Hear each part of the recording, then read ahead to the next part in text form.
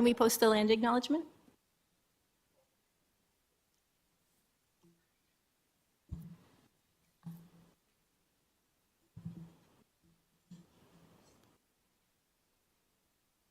They're on meeting.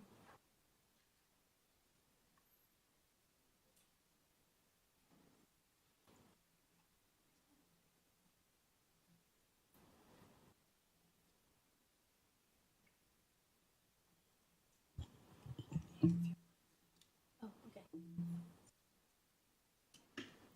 Thank you. We'll call the meeting to order, and we'll start with the land acknowledgement. We acknowledge we are hosted on the lands of the Mississaugas of the Anishinaabe, the Haudenosaunee Confederacy, and the Wendat. We also recognize the enduring presence of all First Nations, Métis, and Inuit people. Thank you. The next item on the agenda are declarations of possible conflict of interest. Does anybody have a conflict to declare?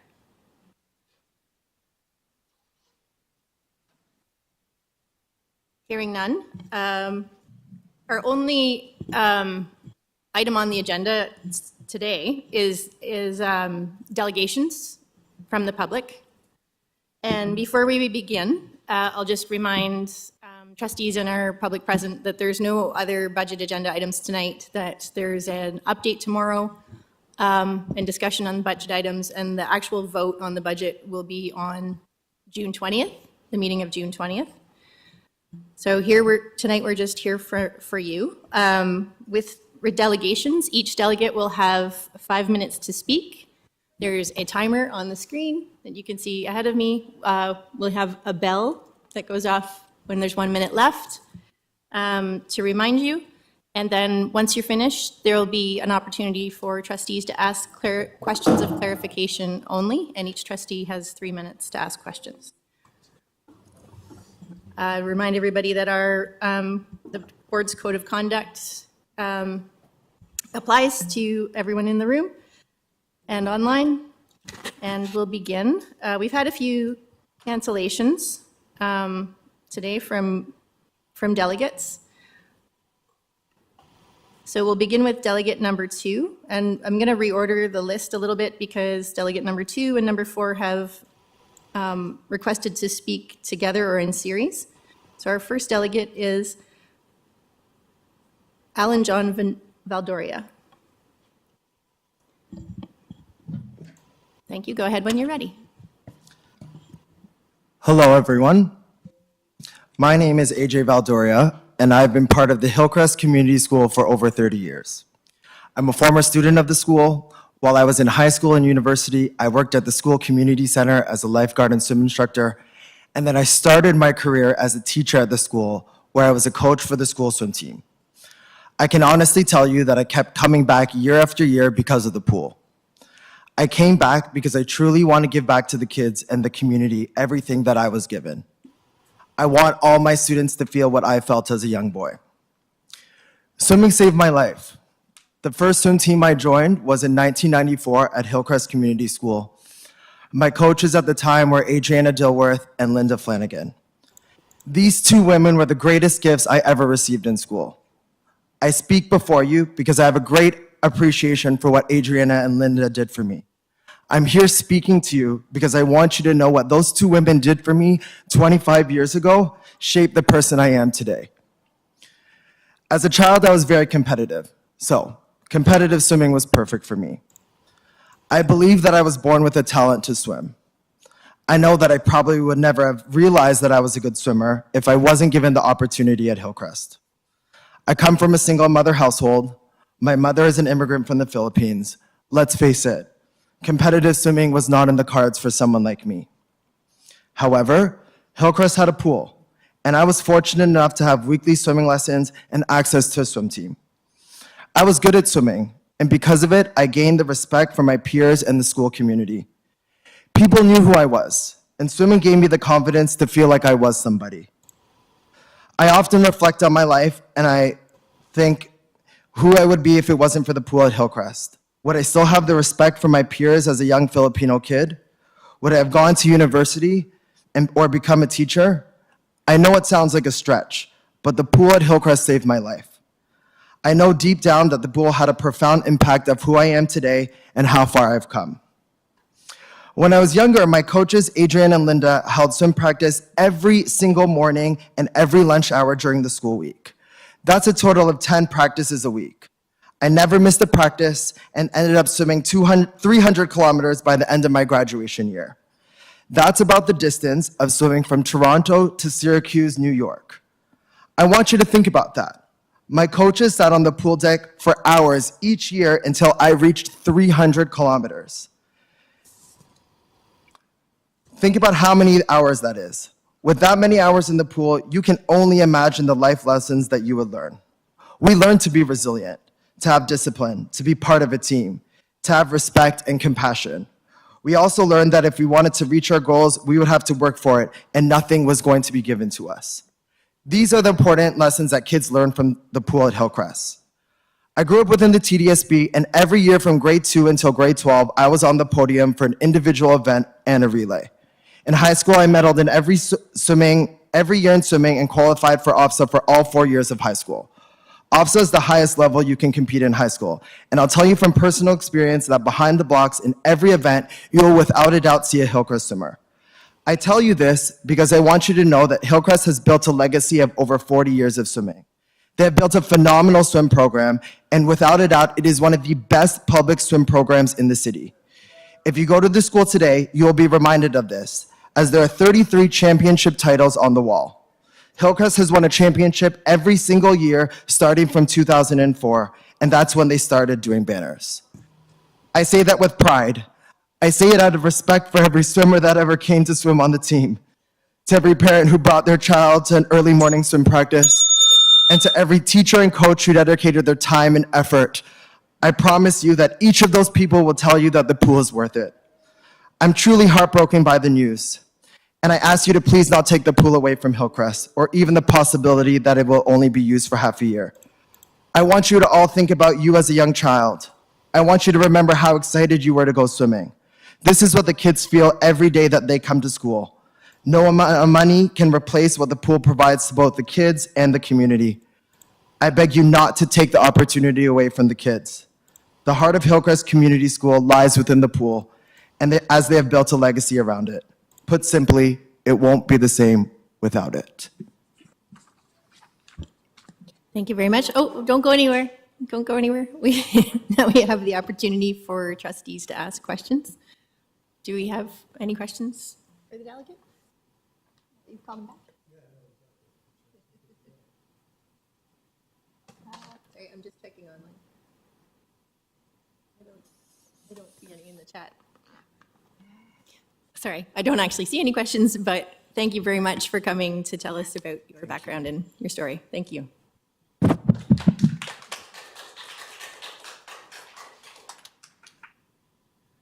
Okay, so we'll skip to delegate number 4, Erin Clancy.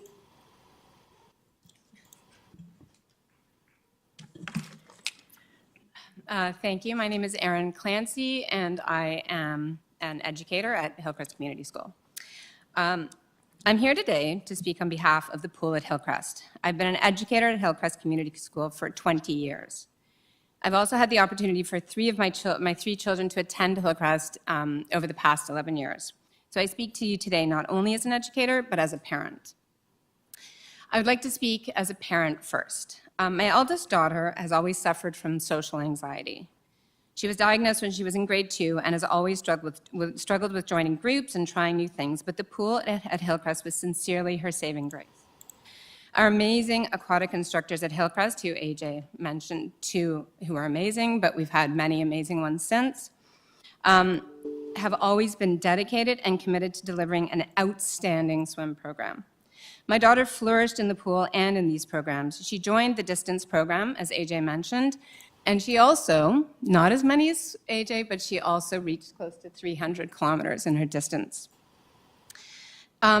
She flourished in the pool and these programs. She joined the distance program. She joined both the primary and junior swim team. We started it in grade 2, and it goes to grade 6, winning, as we said, many banners over the years. Because of the pool at Hillcrest, she ended up joining a competitive swim team outside of the school and is currently in grade 11 and hoping to swim in university.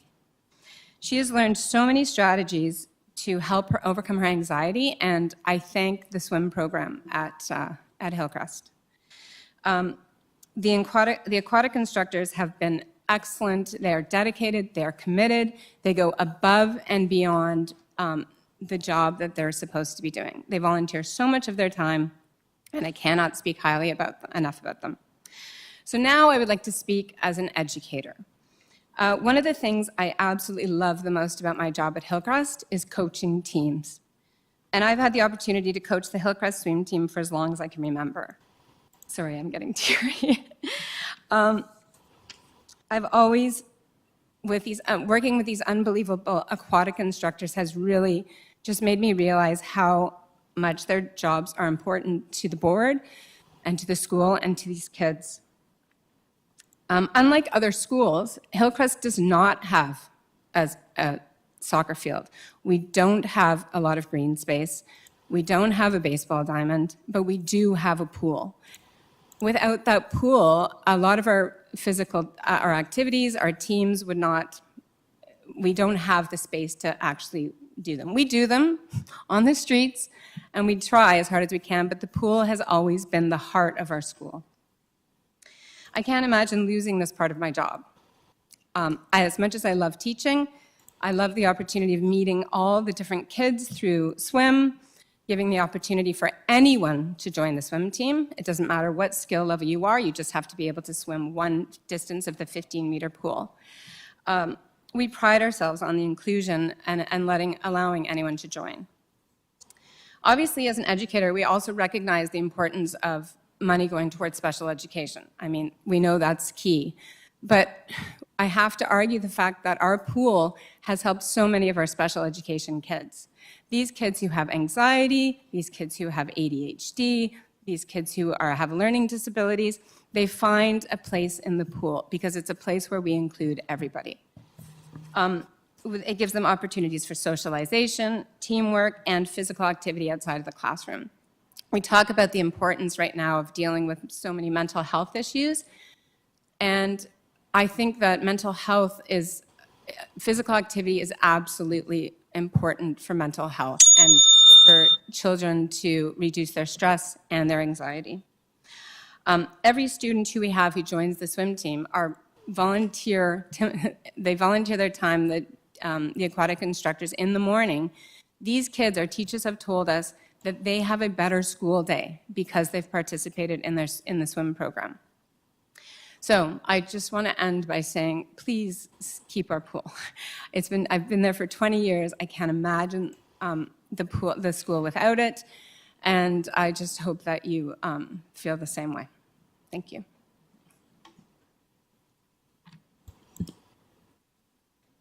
Thank you. Do we have any questions for the delegate? Interesting. Nope, no one online. Thank you very much for coming to speak to us today.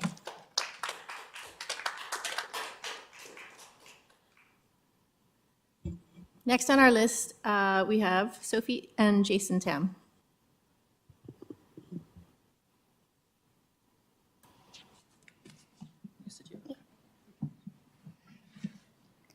My name is Sophie, and I'm 9. My name is Sophie, and I'm 9 years old. I love swimming. It is really, really fun. I just recently joined a swim team, and I really liked it. I don't know why you're gonna cut swim, but I really don't want you to cut it. It's just not me, but everyone who likes it, swimming. Most of my classmates love swimming, and even the people who don't like swimming don't want swimming to be cut. When I heard that swimming might be cut, I felt so sad. So I hope you won't cut swimming because everybody likes to swim. My swim coaches are really amazing at teaching, and they love to teach children to swim. I will be really sad if swim cuts and my coaches leave. So I hope you don't cut swimming for Brown Junior Public School.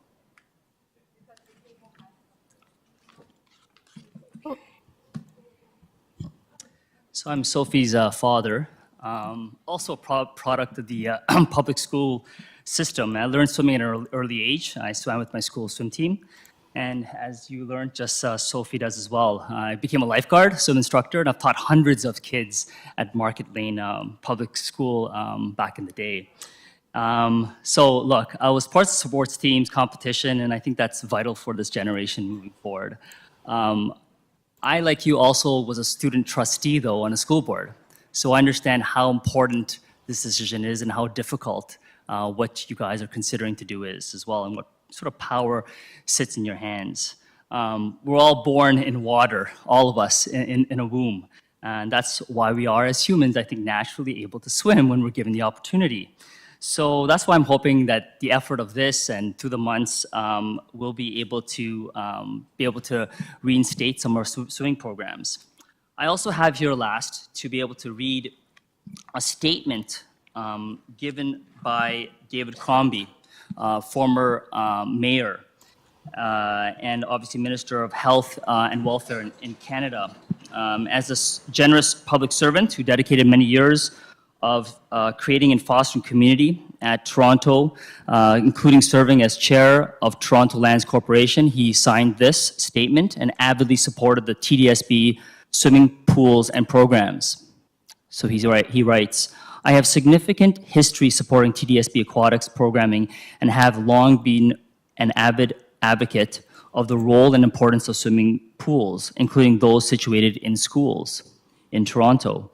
I am proud of the work started in 2008 while I was chair of the Toronto Lands Corporation to hold an aquatic summit and form an aquatics working group to bring together the TDSB, TLC, City of Toronto and province to create a sustainable plan to maintain these valuable community assets that are located within our schools. This process resulted in the arrangement that has made these pools available to TDSB students on a cost-effective basis to the board while providing access to the broader community as well where possible. Aquatics instruction plays an incredibly important role in teaching our children important life-saving skills that could one day save themselves and others. Whenever and wherever possible, we need to support teaching our children these skills and using the pools that exist in our communities to their fullest potential. In many cases, school pools are important community hubs and are valuable assets providing essential benefits and fostering connections for all ages. 25 years after amalgamation of our great city, and with all that we have been through and have ahead of us, I hope that we continue to appreciate all that our city has to offer and to invest in students and our communities. I urge all trustees to vote in favor of restoring aquatics programming back to current levels for the 2023-2024 school year and undertaking the work to ensure that these pools continue to benefit our students and community going forward. If you think that school doesn't have a life-changing impact, I would say that. I didn't think I would get even emotional. Just for the gentleman here, this year I'm competing for Canada in the World Triathlon Championships. Partly because, well, large part because of my daughter. Both daughters, 6 and 9 years old, to inspire them, to motivate them. So look, swimming makes a difference. It makes a difference in our lives for them and in the future. So thank you very much. Thank you so much. Oh, hold on, we have a question from Trustee McLean. Go ahead. Thank you, and through the chair, first, good luck in your competition. I hope you do well. My question, however, is for Sophie. I'm interested in, thank you first for coming and speaking with us today. It's important that we get to hear from the students, and we always value when we have students come and speak to us, so thank you for that. And you indicated, I think that you'd be sad if the program left. And I was wondering if you could help us understand maybe, one of the lessons or something that the swim program and the swimming that the opportunity you get during the day to practice and that you get to see your fellow classmates enjoy. I'm going to use up all my 2 minutes or my 3 minutes asking this question. This rule has got to stop. I'm interested in just something you can share with us about your experience that inspired you to come here today and face a bunch of people you don't know and ask them for something. So I just like playing in the water and hanging out with my friends and stuff like that. hanging out with your friends, that works for me. That works for me. Thank you. Thank you.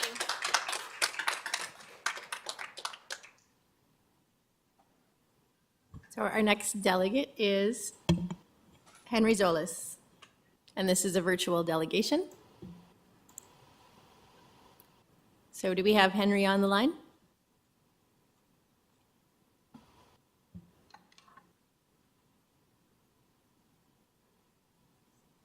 Madam Chair, the delegate needs to press *6 to unmute. Henry, if you could press *6 to unmute yourself.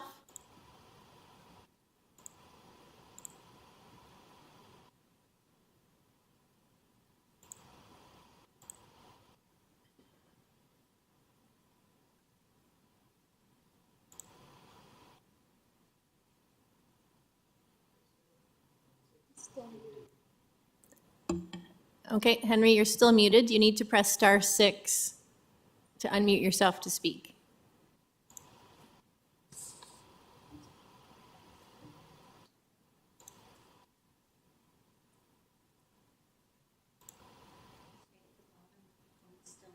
Yeah, the phone's still muted. Okay, I'm gonna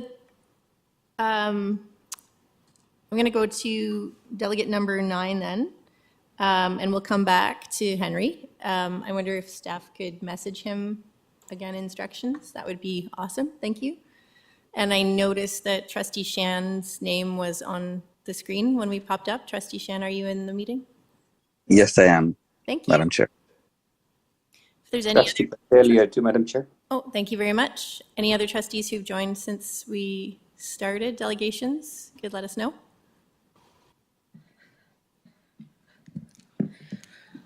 So, yeah, number 9, we have Aisha Hannah Makala and Shamira Hussein. Go ahead. Hello, my name is Aisha, And I'm Shamira. and we are members of the Humber River Black Creek Youth Council and students of C.W. Jeffries, which is located in the community of Jayden Finch. We are active participants in the local community representing the voices and concerns of the youth in our area. Our council works towards promoting the well-being and empowerment of young people, advocating for positive change and addressing various issues that are affecting our community. Public education holds great significance to us because it is the foundation for fostering equitable opportunities, empowering individuals, and building a prosperous society. We believe that every young person deserves access to a high-quality education. We are deeply concerned about potential cuts to education funding and the negative impact it could have on our school and students. Investing in public education is an investment in our future. It not only benefits individual students, but also strengthens our communities and contributes to the overall well-being and progress of society.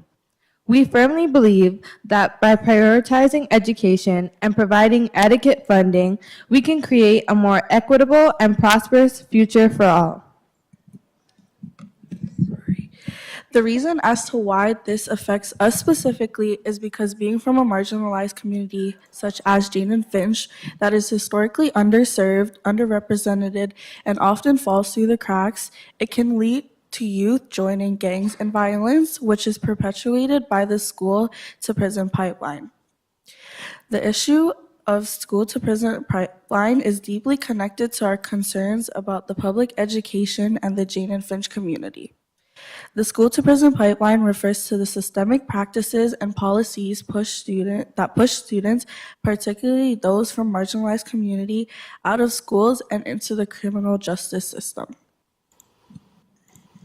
In the Jayden Finch community, like other marginalized communities, there are often underlying socioeconomic challenges, limited resources, and systemic barriers that disproportionately affect students' educational experiences. These challenges can include inadequate funding for schools, lack of extracurricular activities, limited access to mental health support, and higher prevalence of police presence in schools. When students in our community do not have access to quality education and the necessary support systems, they are at a higher risk of experiencing academic disengagement, disciplinary actions, and ultimately involvement in the criminal justice system. It is essential to prioritize the well-being and success of students in the Jane and Finch community, ensuring that they have access to the necessary tools and opportunities to thrive academically and personally.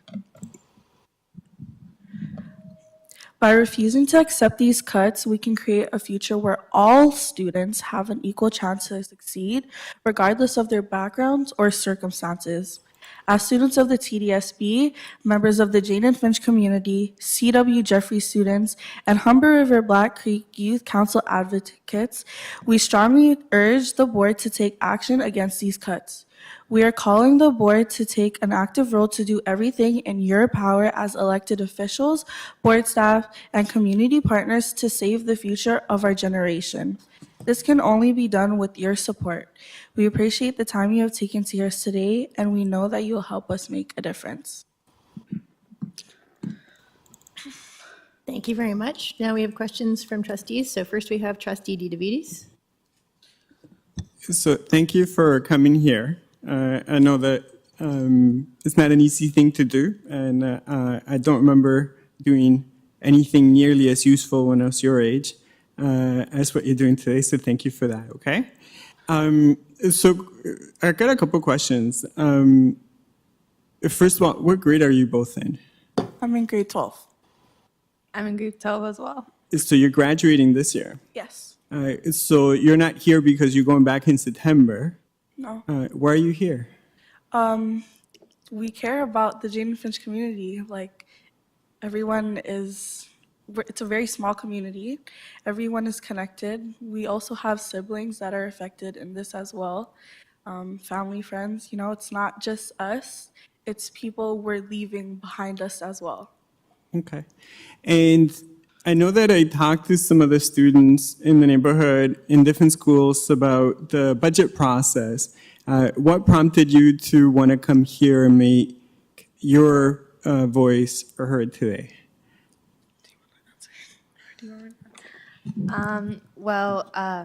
After hearing about the budget cut, we all were a little alarmed as to what would happen in the next school year, because as of right now, things are already a little bit tight on budget. And so we, as students, we were very concerned as to what wouldn't be here next year, like all of our extracurriculars or even teachers and CYCs. And if you go to Jeffries or any school within Toronto, you would know that our CYCs and our teachers are more than just educators. They're essentially our greatest support system, especially for us because it's our graduating year. I honestly don't know what I would have done without my teachers, because next year we're stepping in to our first year of university, which is very nerve-wracking. But to imagine that they might not be here next year because of these budget cuts is very alarming. So that kind of what pushed us to come here today. Okay, and then last question. So we, from the school board, we get our funding from the Ministry of Education. If you had something to say to the Minister of Education, what would you say? I think we kind of summarized it in what we're asking you guys to do today. But yeah, honestly, I feel like taking away the funding in our school specifically too, I don't know, like there's just nothing for students to look forward to. I feel like if this is what affects us, people go to school to look forward to something, not only students, but also teachers. You can't not provide resources for teachers, and they're going to lose passion in teaching, then the students are not going to want to attend classes, and yeah. Thank you for your advocacy, and thank you for being here today. Thank you. Thank you. And next we have trustee Laskin.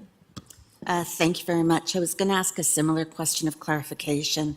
I'm not sure if you know what's being proposed within the budget, and I just wondered if you could advocate to us about resources that you feel are integral if what you would say to us. You have mentioned community youth counselors. You have mentioned teachers. I'm hopeful that the budget will satisfy that when it comes back to us to vote on. So I'm just wondering if you could clarify what other concerns you might have with what's actually being proposed in this year's budget. Thank you. Okay, sorry. Through the chair, thank you. So for this year, something that has also affected us was our textbooks. Textbooks are supposed to be something that every student has, but we didn't have access to that. I was in food and nutrition this year, and I know in the curriculum you're supposed to be cooking at least once every 2 weeks. And since the semester has started, I've only cooked 3 times. We have like a week left until school is done. I also did online school, night school, and in night school we had gizmos, but because night school is different from day school, Jeffries didn't have access to gizmos because of the budget. That helped me specifically during exams. She can speak on her. Tying back to the textbook thing, so right now I'm taking grade 12 biology, and I plan on going into pre-med next year. So I'm sure you would know that this is a very crucial course for next year. And unfortunately, my class, which is a class of approximately around 11 to 14 students, does not have access to textbooks. We have to use the ones that are online, and sometimes it is difficult to use the ones online due to the fact that you're staring at a screen for hours. And personally, like, I can't learn virtually, like it just doesn't work for me.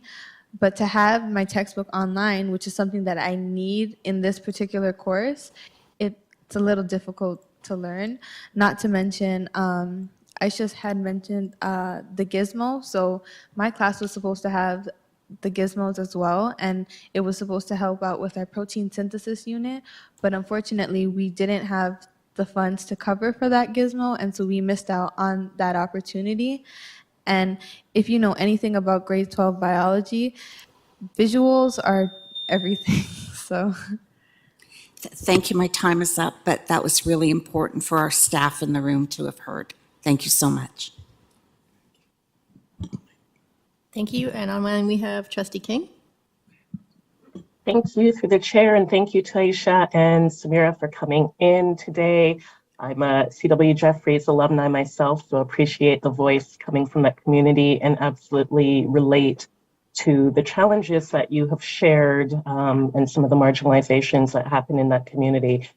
I want to thank you for just connecting the dots for us between budget and school violence and the school to prison pipeline. And my question is kind of similar to the one we just heard, but I'm wondering, as we speak specifically about addressing community safety and school safety, are there any particular roles or areas that you are concerned that cuts would directly impact safety in your schools and community beyond what you've already illustrated? Thank you, through the chair.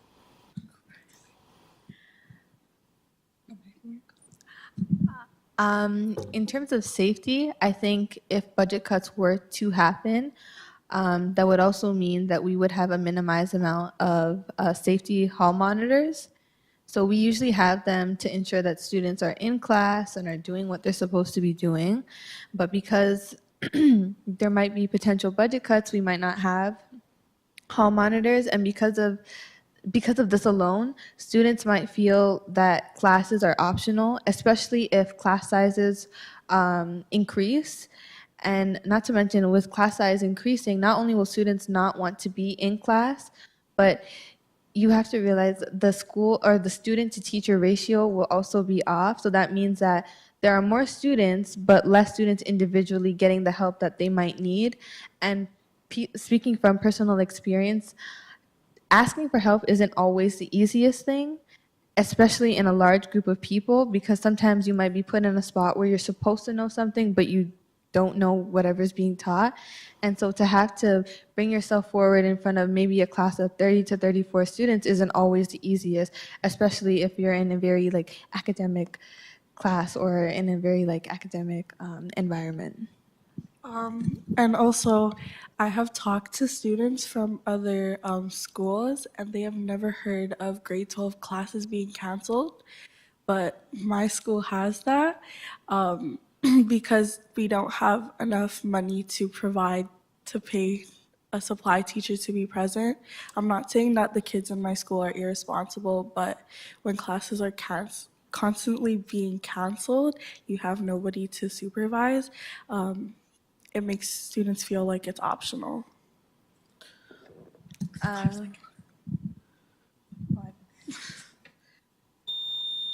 That's very helpful. Thank you both. And no further questions to the chair.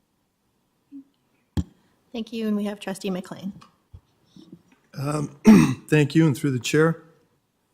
During your delegation, you talked about CYCs, which are children and youth counselors, and I was wondering if you could clarify and share, some of the ways in which the people who served in that capacity have provided assistance to your school. So in my school, again, I'm not trying to degrade the people in my school, but due to the fact that we are in the community we are in, unfortunately, we will have some students who need some sort of push or some sort of guidance because they're being led astray. And so my school with the CYC, they have things like girls group where they talk to a bunch of girls about just their mental health and what they can do to become better, because for my personal opinion, I feel like bad always has like a backstory to it. Not all bad, but a lot of the times why students in our community act according to like how they act, most of the time there's like a backstory to it. So just, I guess the CYC helping them just debrief and like how to better it in a more appropriate way. I think they help in that way. And just also like pushing us to be better in classes and whatnot. Because with being well educated, I feel like you also need to be mentally stable. And I know that the CYC helps us with that. Not to mention, a lot of our students are first generations attending university, and me personally, it's a very confusing process. And so to have someone who knows the resources that I could potentially use, whether it's financially or mentally, or even just like as simple as helping me plan my university schedule available, is honestly very comforting to know. And not to mention, a lot of students, well, school isn't for everyone, but our CYCs help students to understand that, okay, maybe school's not for you, but there are alternate pathways for you, for example, like trades, and they kind of help students become more confident in themselves and the skills that they already have, and kind of show them how these skills can be applicable in real life.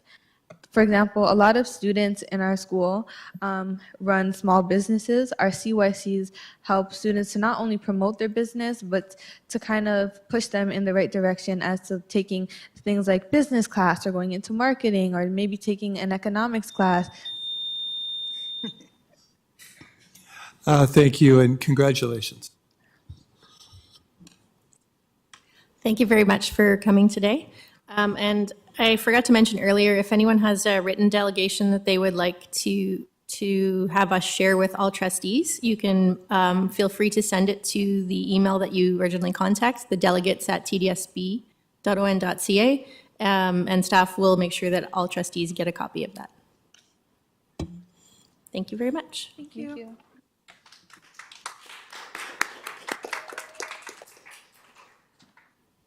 So we'll go back to Henry Zolis online. Henry, if you're there, you could press *6 to unmute. Hello, can you hear us now? Yes, I can. Thank you very much. Oh. Go ahead when you're ready. Okay. I love swimming. I go to Franklin Community School, and my name is Henry Zolis. I am 10 years old, and I'm in grade 5. I competed on the swim team, and it was awesome. I practiced 3 times a week in the morning before school. I worked very hard and had lots of fun. My coaches, Mr. Molina and Mr. Mariano, taught us how to swim. They taught us a lot of different strokes. I won a gold medal in freestyle and a bronze medal in relay. I was so proud to get a bunch of medals. I have a friend who didn't participate in the swim team this year, but wants to next year. But if you cut swim, you won't be able to compete. Swim makes us stronger. My parents tell me it's the best type of exercise because it works every muscle in my body. Swim is also important because if kids don't know how to swim, it's dangerous for them to be in a pool or in a boat or in a lake. Knowing how to swim is very important for your health and your safety. Please don't cut our swim program. I know you are trying to save money, but swim is so fun and so good for us. We all love it. Thank you for your time.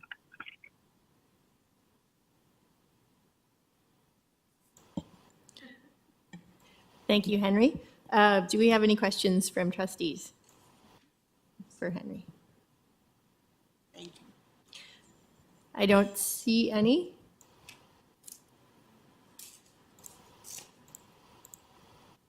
I don't see any online, so I'm going to say thank you very much, Henry, for coming to talk to us today.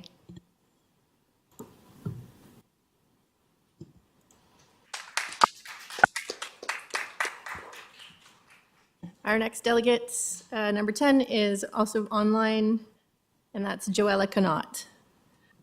So, Joella, if you're there, you can press *6 to unmute.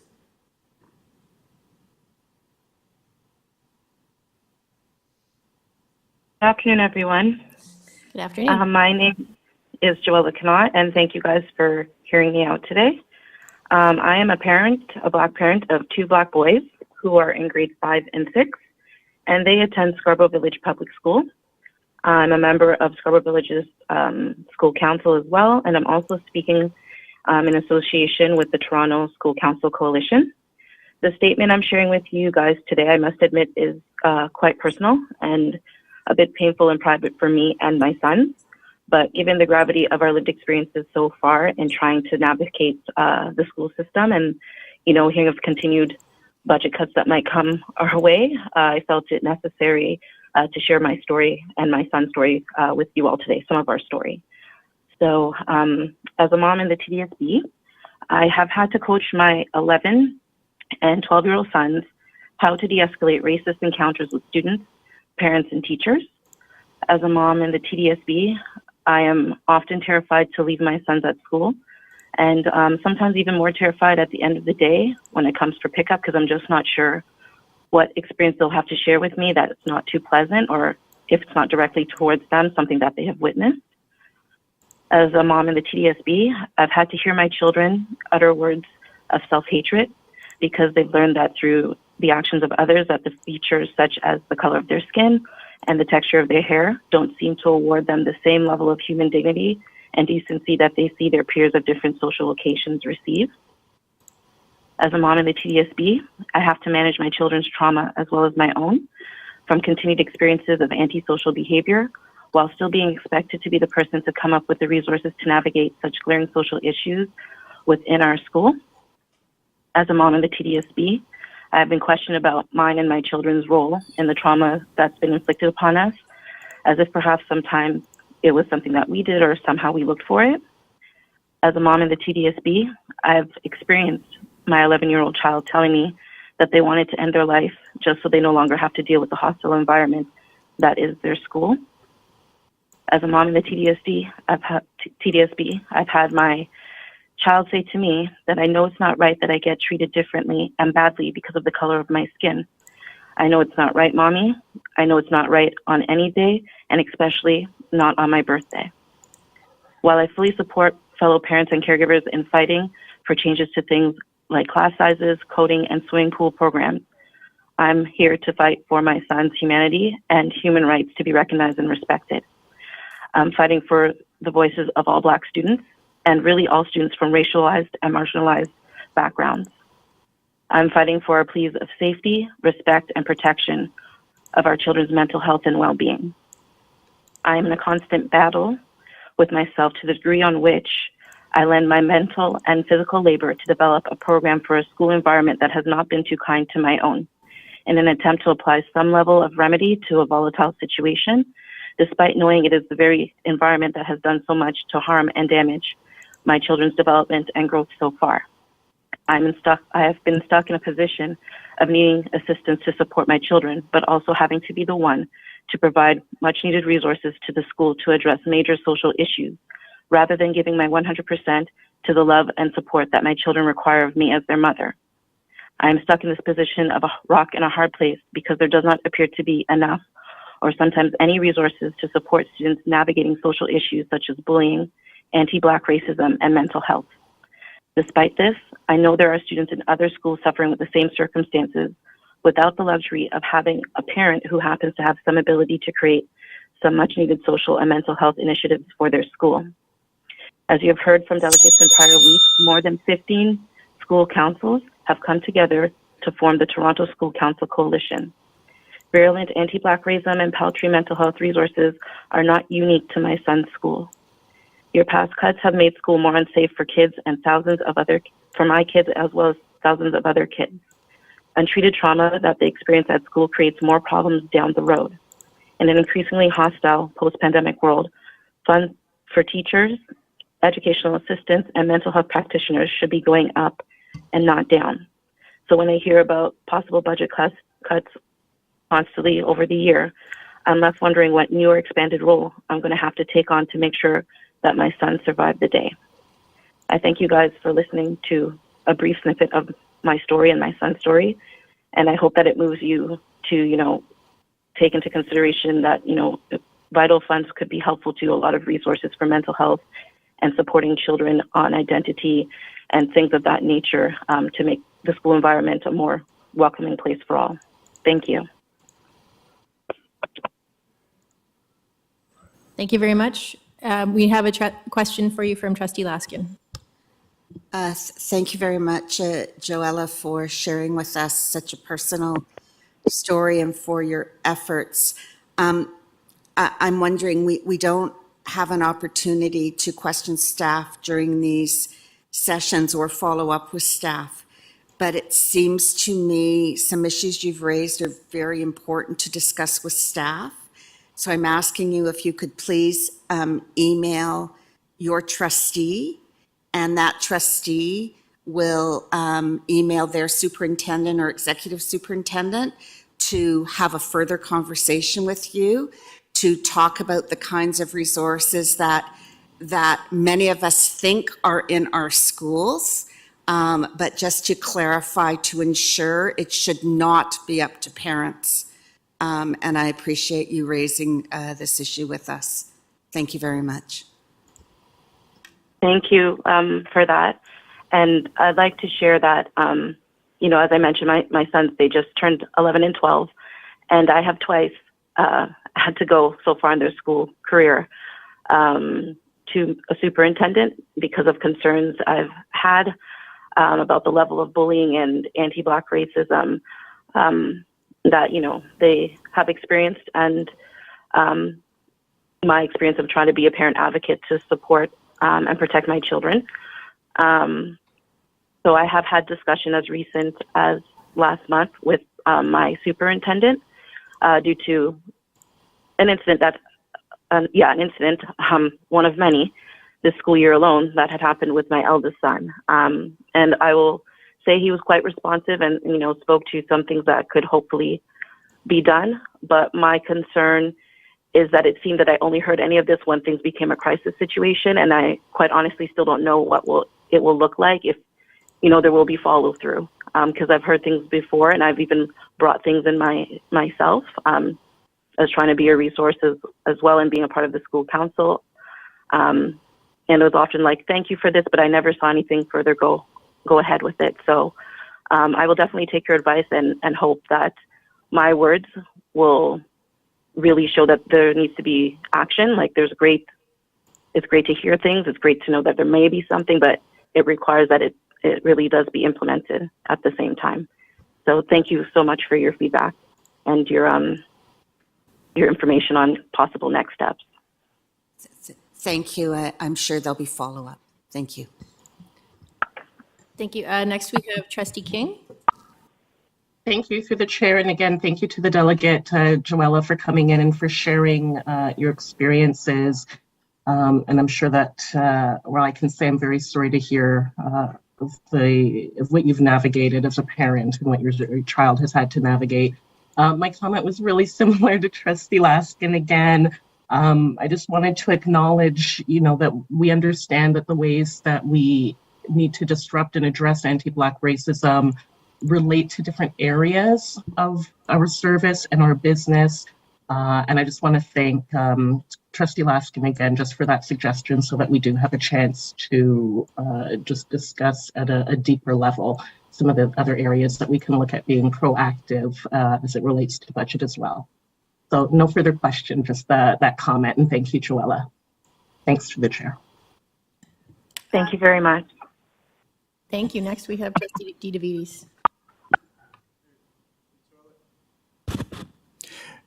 Just wanted to thank you for sharing some very difficult and personal things, first of all.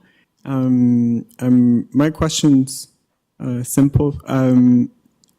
If we balance the budget this year and we provide a very similar level of support this year to what you've seen in your children's schools over the last 2, 3, 4 years, do you feel that that level of resources and funding is sufficient to meet the demand in the schools in terms of mental health and some of the other elements that you brought up? At this point, I would say no. I would say it's a start, for sure. But just seeing the level to which my own son's experiences have been, it started as young as grade 1, them 6 years old. And as I've said, fast forward all these years later, even if it's not them directly, they have witnessed things of other students, and it seems that it doesn't know any age in particular, which tells me it's a school-wide problem, and it's just something that has continued, because when I tried to advocate in the past, when I started to notice things at those younger age, there didn't seem to be any intervention. So I feel, and from what I've seen, it just seems that now those little youngsters that were 6 years old, 7 years old, struggling with some of those antisocial behaviors, it has now escalated to more advanced type of antisocial behavior, and it's very. I don't like to use the word aggressive necessarily, but it's developed further, more sophisticated in what will be done as they've grown. So for me, it was a very clear indicator that it needs to start from a younger age. I know that, once kids hit more of the older age of youthhood, that these, talks about bullying and all of these things come about. But I believe it would require quite a robust response, which is what prompted me in my role as previous school council chair the last 2 years prior to this to develop an initiative for our school called the Faces and Voices of Scarborough Village Public School. And the point was to focus on, our identities and celebrating that and developing an appreciation for a welcoming environment and working from an anti-oppressive lens, and also supporting parents and students with a lot of social issues that kids face, such as bullying and anti-Black racism and struggles with anxiety and whatever else is, big blaring issues for kids as they grow. So to answer you, I think it would be a starting point, but from what I've seen in my school, it's quite bigger than just a couple of grades with the older kids. It seems that it's spread throughout the school. Thank you for that very detailed answer, and thank you for your advocacy. Thanks very much. Next we have Trustee McLean. Thank you, and through the chair, I want to thank Ms. Connaught for sharing your story today and the story of your sons. And I guess we like to think that all our students have someone, when they're going through different really challenging times, that there's someone in the building that they have confidence that they can go to and talk to when they're in trouble. Has it been your son's experience that they've had someone that they could turn to and help them, and when they're concerned for their safety and well-being, and frustrated by the challenges that they are having to endure that no one should have to endure?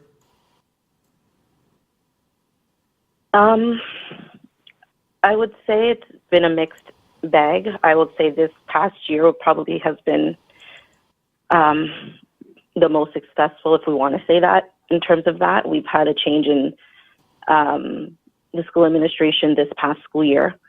Prior to that, I would say no, there was definitely no feeling of that. Even for me as a parent, trying to address the issues and work collaboratively, I would say no. More so with the principal of the school at the time. The boys' direct teachers were helpful. But I apologize, I can't give a concrete yes, because it has been quite inconsistent. And I'd say at least this year, I'll give it that it's been a bit better in terms of communication and trying to brainstorm on some things. But at the end of the day, the takeaway has very much been felt for me and my sons that in the midst of all the trauma and trying to navigate things, it still was looked at upon us of well, what else can we do? And me coaching my children on trying to avoid things, even though they are the same age as all their other peers, but they have a different level of expectation for behavior to hopefully prevent anything that's, for lack of a better word, could turn into a blowout.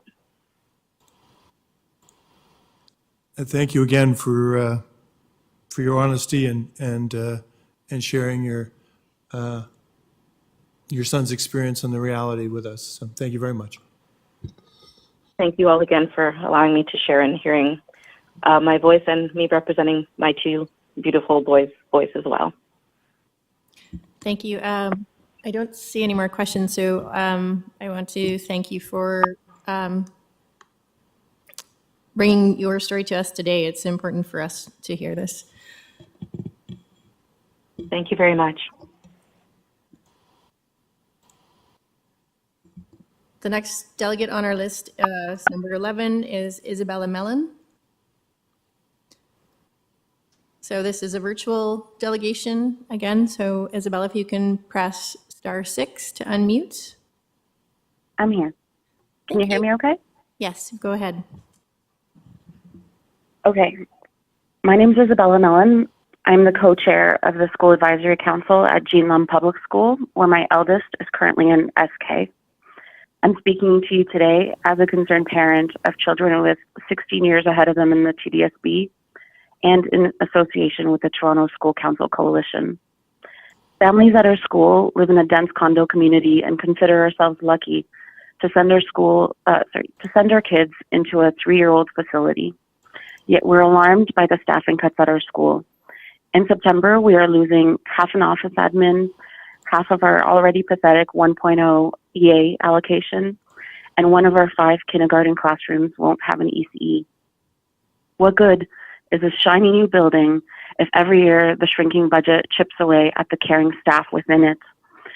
What hope do we have of helping kids who are behind catch up, or addressing bullying issues, or ensuring access to support for every student who needs it?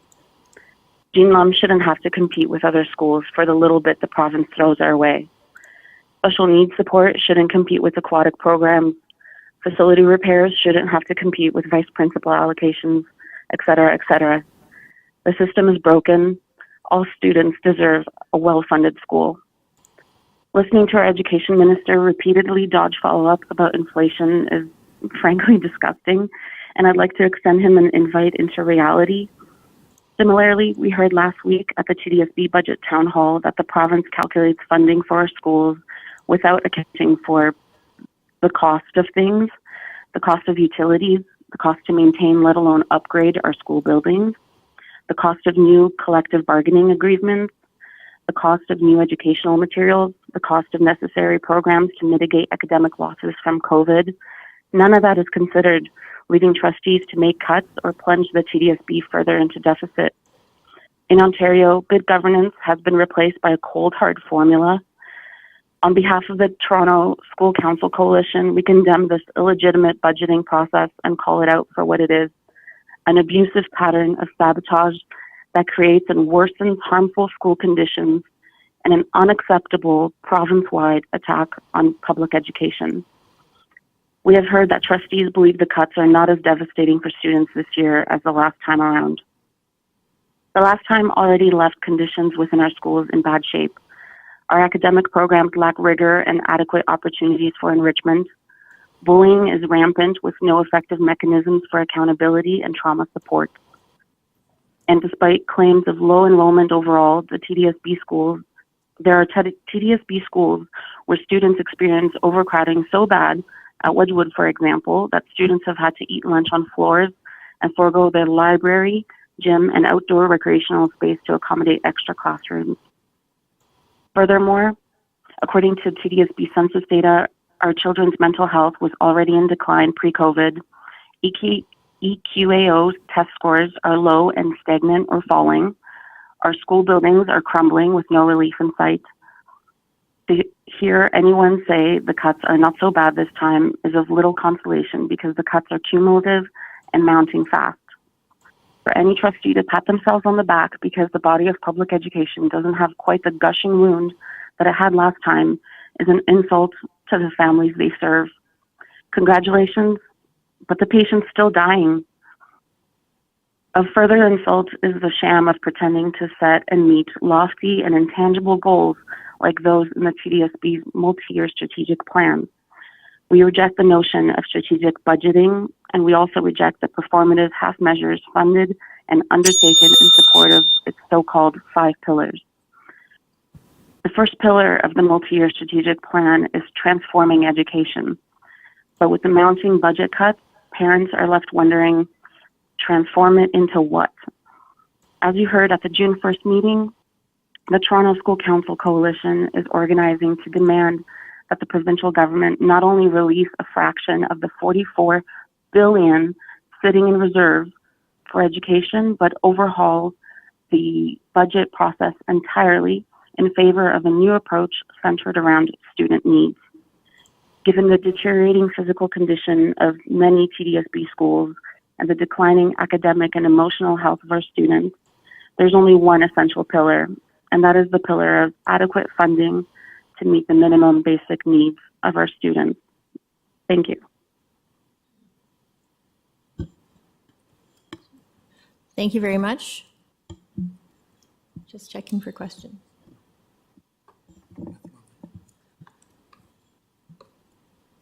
I just have one question, and that, Isabella, you seem to list off quite a few things in your piece of information in your delegation. Could you send that to us in writing? I could do that. Yep. Okay. Thank you very much. All right.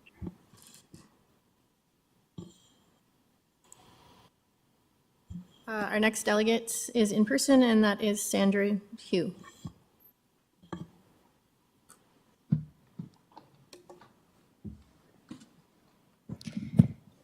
Good afternoon, Madam Chair and fellow trustees.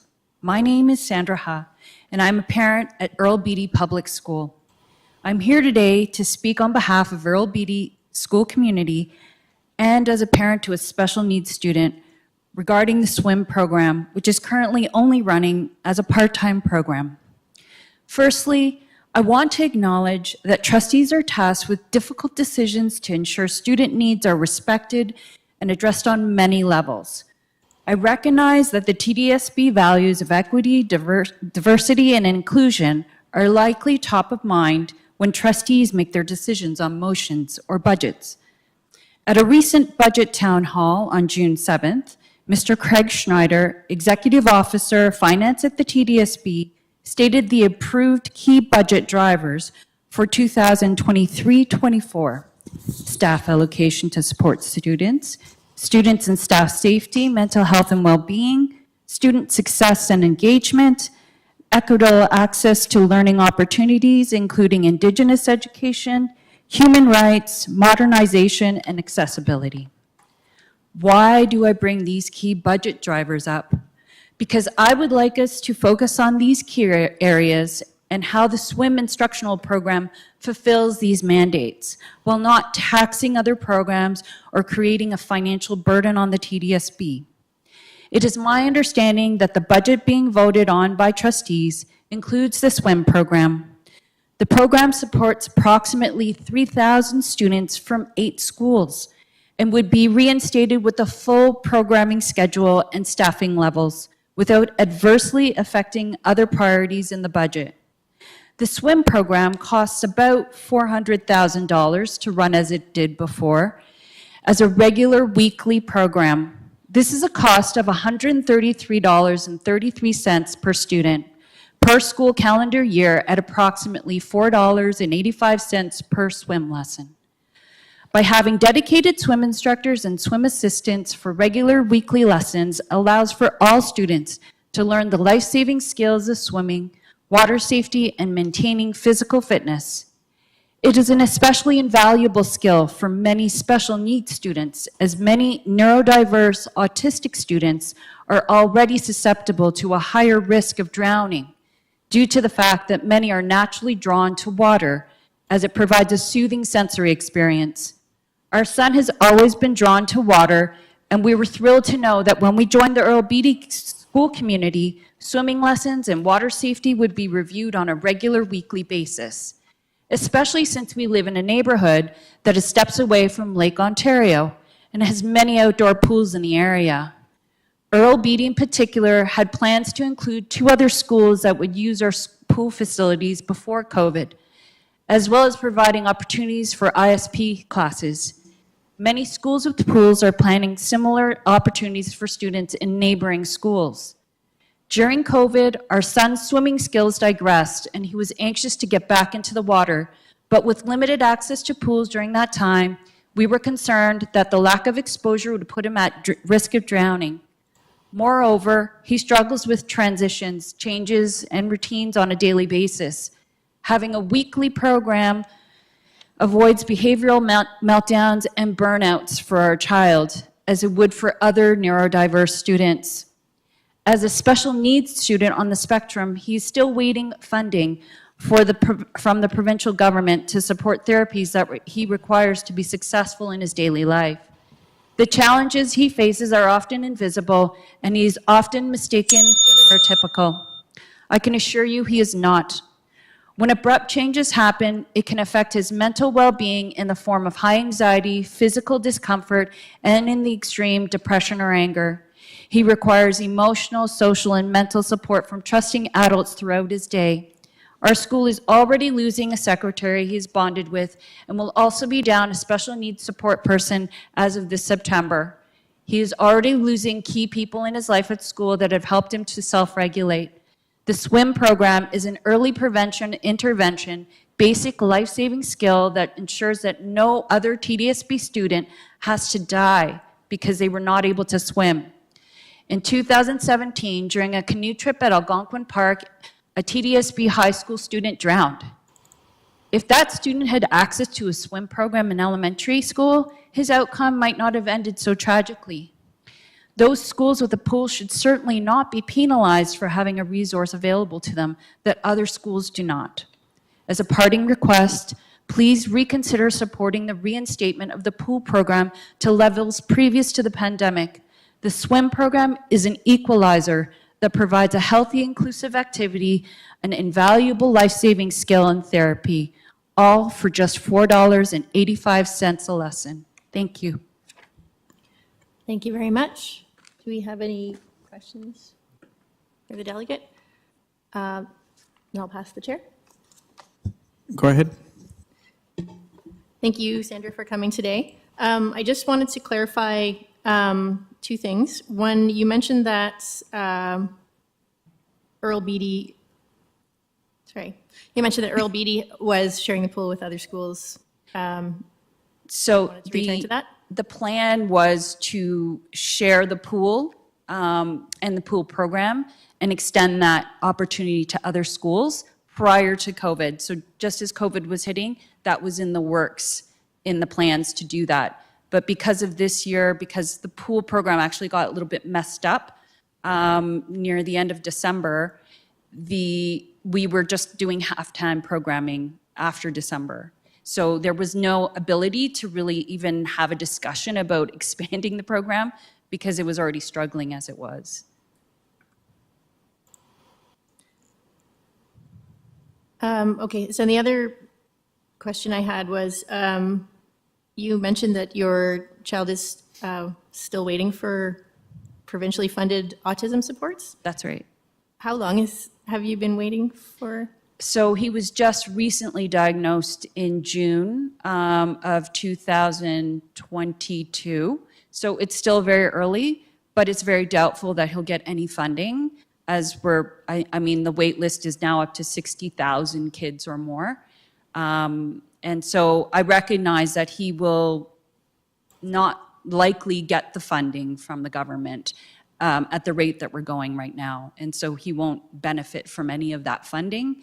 I mean, if he gets it, he'll be lucky to get it in high school. I'm still not very hopeful for that either. So we do rely on school as one of the key places that he feels safe and included. And definitely the swim program has allowed him to feel that. He loves to swim. But not only that, I mean, the concern for me is safety. He has access to water. Lake Ontario is literally down like the street. He knows how to get there. And it is a concern. And I know that there are other neurodiverse students in the school that also benefit and really enjoy. And as I said, it's an equalizer. It allows all students to have that enjoyment without feeling different. Thank you very much. Thank you. I'll cede the chair back. Thank you. Thank you. Take care.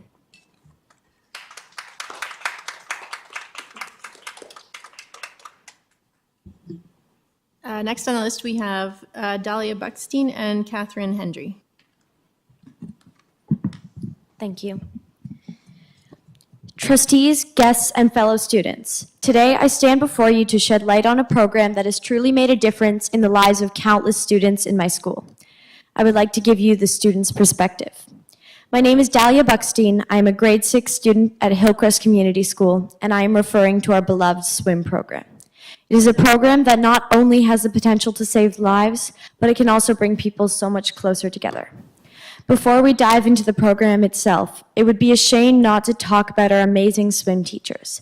They are the heart and soul of this program, and their dedication deserves recognition. Walking into that pool, I am filled with a sense of comfort and trust. Their passion for teaching us how to swim is truly inspiring.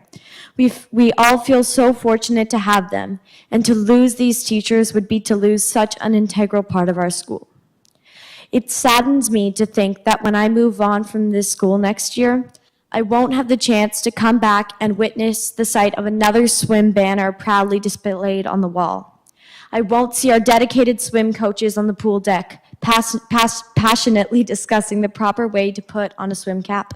And most importantly, I won't be able to witness the sheer joy and excitement of kids having a blast splashing their hearts out in the pool. The swim program has brought so much happiness and fulfillment to our lives, and it pains me to think that future generations may never experience the same joy. Losing the swim program would be a loss not only for us, but for the future generations who deserve the chance to create their own unforgettable moments in the water. I asked some of my swim teammates how they felt when our team won the city championship, and their genuine responses showed just how much the swim program means to them. Catherine, who is sitting right here, expressed their sheer joy, saying, "I felt like screaming. I was so happy for myself and for my teammates." Maria shared, "I felt really happy and proud." Maggie said, "I was proud of my friends and teammates because it's the first year back in swimming, and we all worked so hard to achieve this." Violet said that she felt happy, surprised, joyful, blessed, and proud. In the process of asking all my friends and teammates this question, Maria had something additional she wanted to share. She said, "Tell them that we all felt so proud and happy when we won that banner, and taking away our pool would make it so that no one else in Hillcrest would have the chance to feel that sense of pride." I completely agree with Maria, because the thought of losing this pool where I've formed so many great friendships, including the one with Catherine sitting next to me, is unimaginable. Thank you. Hi, my name is Catherine Hendry. I'm a grade 6 student at Hillcrest Community School. I can't imagine my life without that pool. It is one of the best things about my school. It is what I look forward to during the week.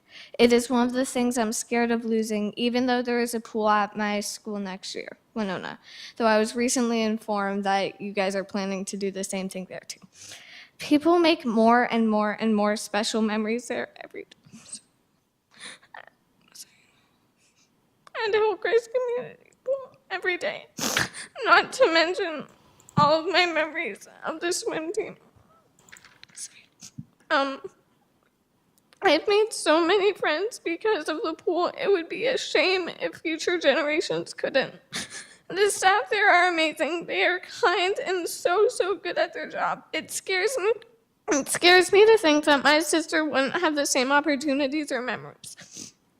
That all of the kindergarteners, grade 1s, 2s, and some 3s wouldn't have a chance to join the swim team or make the same memories I did. That some children in my neighborhood wouldn't know how to swim because they can or don't do lessons outside of school.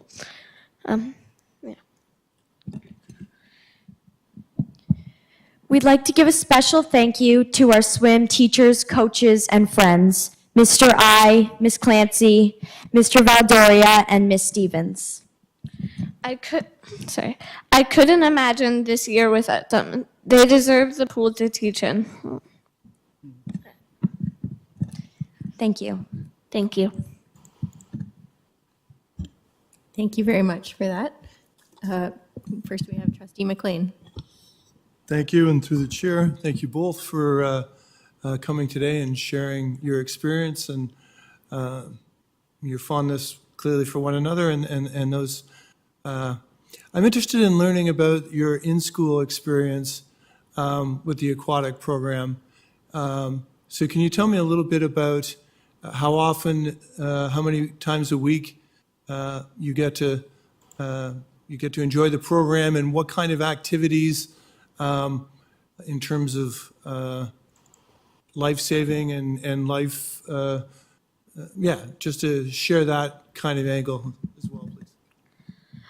Yeah, sure. So, for the swim team, we would have lessons from 8 to around 9 a.m. because that's when, 9 is when our school started, so we would arrive school 1 hour early and swim then for our training for the swim team, and that would be on Tuesdays and Thursdays.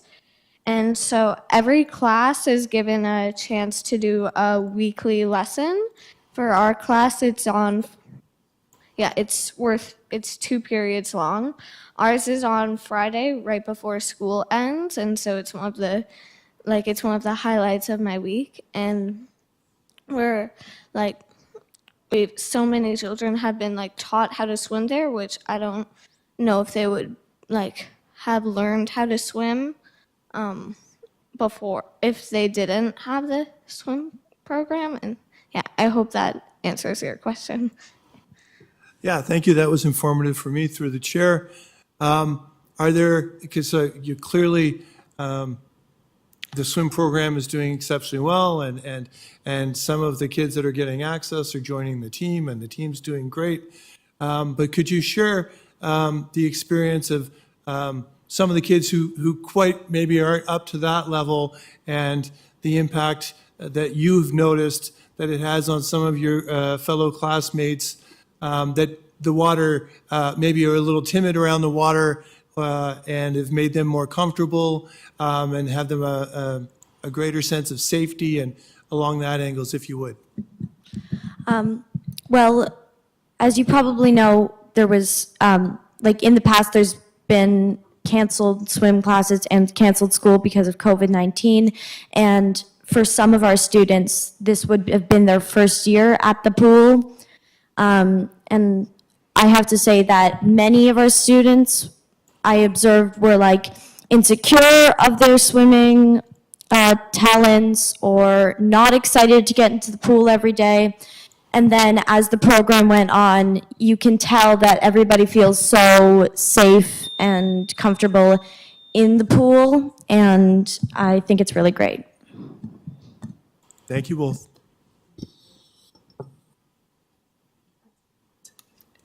Thank you so much for coming and sharing with us today.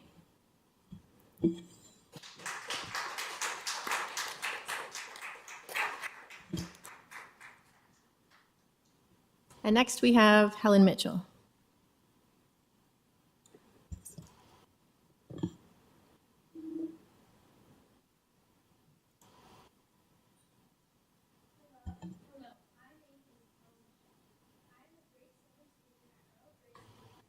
Oh, hold on a second. Something's wrong with the mic.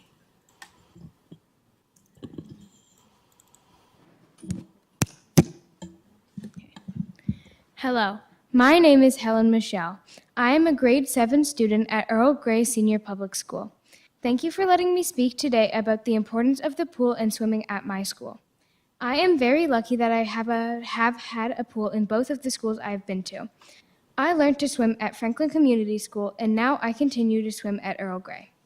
We don't have big community centers in my neighborhood. We have pools in our schools, and that is where most of my friends learn to swim. I love to swim. It is one of my favorite things to do, and it helps me enjoy school. When I am swimming, I feel calm because I can't hear all the noise around me. Sometimes school can be overwhelming, but being in the water lets me block out everything, forget things that are bothering me, and focus. In my swim class every week, we learn lots of different skills. We learn and practice all the strokes, we do lots of lengths, which I enjoy, and we build up our endurance. We learn how to play water polo, water volleyball, and sharks against fish. Recently, we have been learning about water safety. We are learning how to save victims in the water, the difference between a PFD and a life jacket, boat safety, like how to stay afloat if our boat capsizes, how to stay warm in very cold water, like the Earl Grey pool, and how to swim against the tide. We play fun games to teach us how to save people in the water. I learned a lot of new skills. This year, I was a member of the very successful Earl Grey swim team. I was a part of the relay team that won a bronze medal. As a team, we were able to bring home 3 swim banners from the city finals, a first in Earl Grey swim history. Being able to swim outside of my weekly swim class during lunchtime practices and being a part of a team was amazing. I want to keep making Earl Grey history and be a part of a swim team again next year.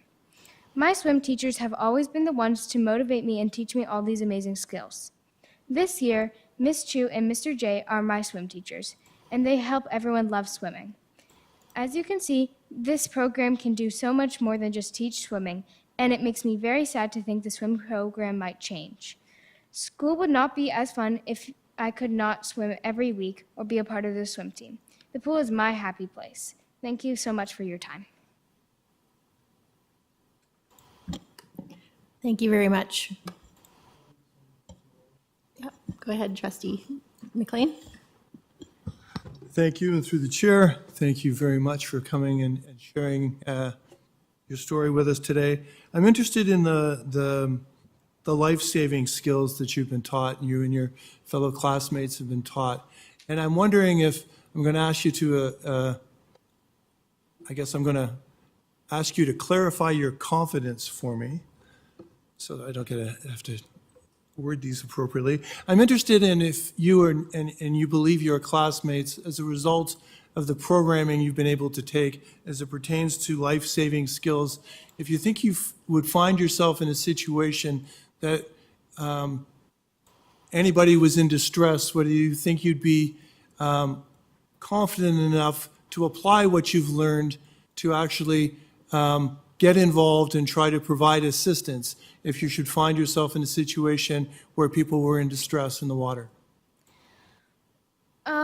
So depending on who was in trouble. Yet we have not been told how to help someone who is unconscious, but we've been taught how to help someone who is like tired and they are not able to swim back to shore. So we are continuing to learn on how to save people, but I am not able to save someone who is unconscious in the water. Okay, thank you. Thank you. Next, we have Trustee Earhart. Hi there, this is Sarah Earhart. Can everyone hear me there? Yes. Yeah, apologies that I'm not on camera. This is Trustee Sarah Earhart. Helen, I'm your school board trustee for Earl Grey, and I'm so pleased that you came and spoke today. Thank you so much. I wanted to ask you about lifeguards because it really does sound like at Earl Grey now you're taking some very advanced lessons around safety, which I think is so wonderful. And I'm wondering if you've heard anyone at the school pool or in the school that's expressed an interest in training more to become a lifeguard. Is that something you've heard? Well, my friend has just recently finished her Bronze Cross training because she was loving what we were doing in class. And I've heard other people who really like and have enjoyed what we're learning, but my friend, yeah, she has been practicing lifeguarding by the Bronze Cross. Great. That's so wonderful to hear. I know that we've got a shortage across the city, and I think it's just so wonderful that our aquatics programs are teaching essential life skills, but are also furthering the system that can move on and teach all of Toronto's children how to swim. Just thank you so much for coming, Helen. I'm so appreciate that you took the time to speak up for our pools today. Take care. Thank you. So thank you very much for coming today.